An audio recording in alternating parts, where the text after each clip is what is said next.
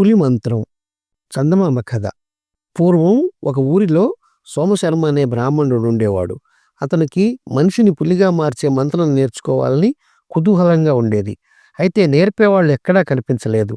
ఒక రోజున అదృష్టం పండి పక్క ఊరి మఠంలోకి ఒక సన్యాసి వచ్చి మకాం చేశాడని, అతడు గొప్ప మంత్రవేత్త అని తెలిసింది సోమశర్మకు.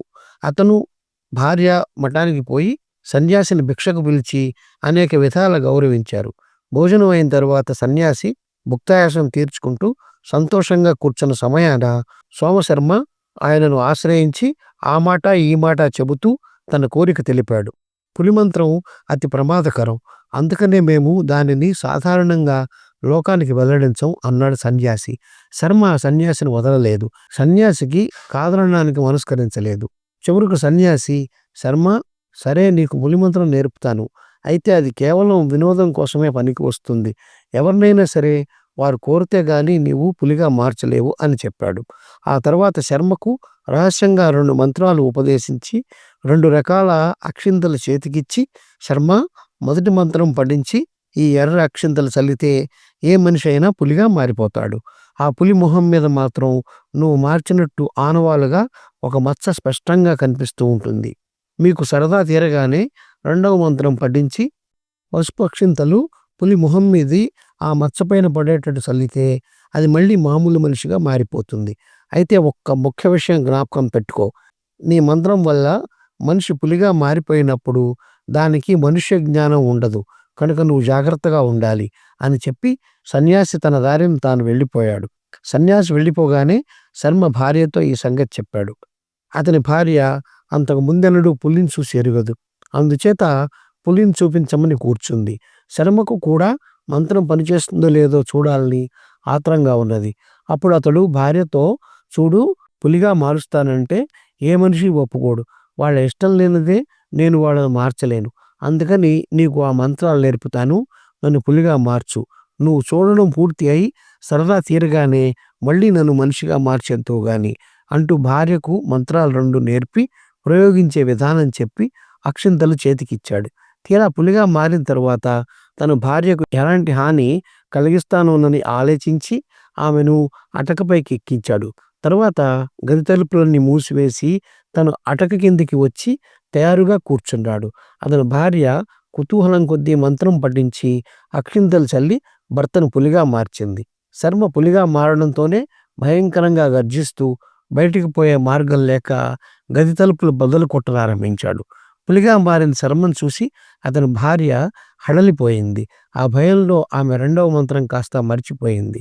తన చేతిలో అక్షింతలు 2-3 సార్లు పులి మొహాన పడేటట్టు చల్లింది. కానీ ఏమీ లాభం లేకపోయింది.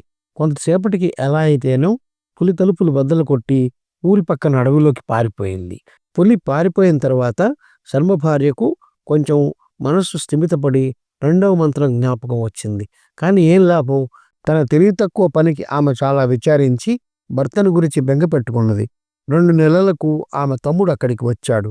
వాణ్ణి వెంట పెట్టుకుని ఆమె ధైర్యం చేసి తన భర్త కోసం అడవిలో వెతకసాగింది.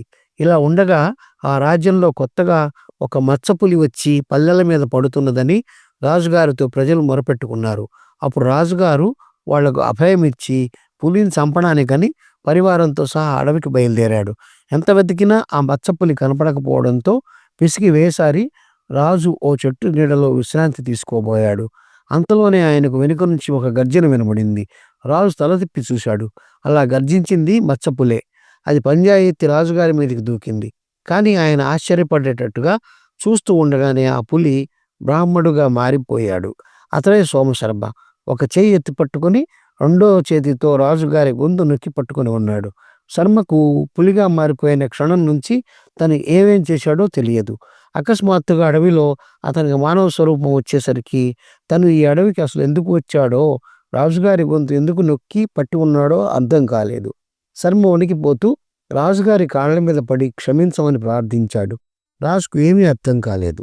ఆ సమయంలో పక్కన ఉన్న చెట్టు మీద నుంచి ఒక స్త్రీ దిగొచ్చింది. ఆమె వనదేవత కాబోలనుకున్నాడు రాజు. పైగా పులి నుంచి తనను రక్షించింది ఆ దేవతే అనుకుని వెంటనే ఆమెకు నమస్కరించాడు. ఆమె వనదేవత కాదు, సోమశర్మ భార్య. రాజు తెల్లబోయి చూస్తూ ఉన్నాడు. ఆమె రాజుకు తన కథ అంతా చెప్పింది. పులిగా మారిన భర్త కోసం అడవిలో తిరుగుతూ ఉంటే మచ్చపులి అక్కడకు రావడం సంభవించింది. వెంటనే ఆమె మంత్రం పఠిస్తూ గుర్తుపట్టి చెట్టు ఎక్కి కూర్చున్నది. రాజు పైన ఆ పులి పంజా ఎత్తగానే ఆమె అక్షింతలు చల్లి తన భర్తకు తిరుగా మామూలు స్వరూపం వచ్చేటట్లు చేసింది. తనకు ప్రాణదానం చేసిన ఆమెను మెచ్చుకొని రాజు సోమశర్మకు తన ఆస్థానంలో గొప్ప ఉద్యోగం ఇచ్చాడు. అప్పటినుంచి ఆ భార్యాభర్తలు సుఖంగా కాలక్షేపం చేస్తున్నారు. వాళ్ళ ఇద్దరికీ పులి మంత్రం సరదా తీరడమే కాకుండా నాటి నుంచి వాళ్ళ వంశానికి మచ్చపులి వంశం అని సార్థకమైన పేరు వాడుకలోకి వచ్చింది. కొంతకాలానికల్లా సోమశర్మకు మంత్రం నేర్పిన సన్యాసి మళ్ళీ రావడం తటస్థించింది. ఆయన శర్మ సంగతి విని సంతోషించాడు. ఈ కథ నచ్చినట్లయితే షేర్, లైక్, సబ్స్క్రైబ్ చేసి పక్కనున్న గంట ఐకాన్ని కొట్టండి.